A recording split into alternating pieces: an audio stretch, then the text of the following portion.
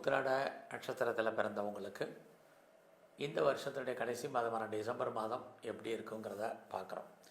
நீங்கள் தனுசு மகரம் எந்த ராசியில் பிறந்தாலும் சரி, உங்களை பொறுத்த வரைக்கும் உத்திராட நட்சத்திரத்தில் பிறந்தவங்களுக்கு எப்படி இருக்குது? ஃபஸ்ட்டு இந்த மாதம் உங்களுடைய பொருளாதார வசதி வருமானங்கள் பரவாயில்ல.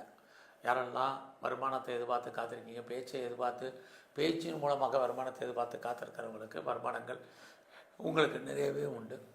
இந்த மாதத்தில் நீங்கள் பண்ணக்கூடிய முயற்சிகளில் எஃபர்ட் எடுங்க.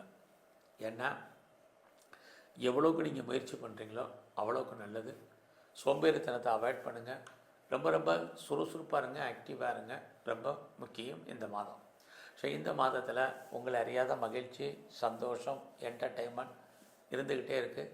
எதிர்பாராத டூர் அல்லது ட்ராவல் இருக்குது. எதிர்பாராத தெய்வ தரிசனம், ஆலய தரிசனம் அமைவதற்கான வாய்ப்பு, இது அத்தனையும் இந்த மாதம் உங்களுக்கு இருக்குது. அது இல்லாமல் உங்களுக்கு புதுசாக அஃபேருக்கான பாசிபிலிட்டிஸ் உண்டு.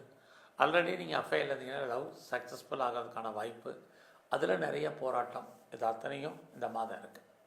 ஸோ இந்த மாதத்தில் வேலை வாய்ப்புகள் எப்படி இருக்குது?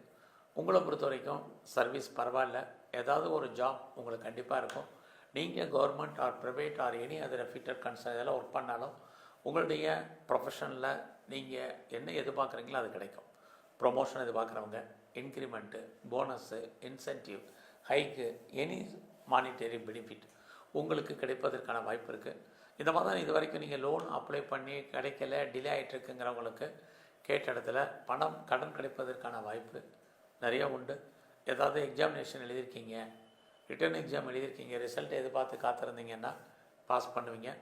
குறிப்பாக இந்த மாதத்தில் நல்ல ஒரு ஸ்கில்டு லேபர் வேலையாட்களை எதிர்பார்த்து காத்திருந்தீங்கன்னா அமைவதற்கான வாய்ப்புகள், இது அத்தனையும் உத்திராட நட்சத்திரத்தில் பிறந்த உங்களுக்கு இருக்குது.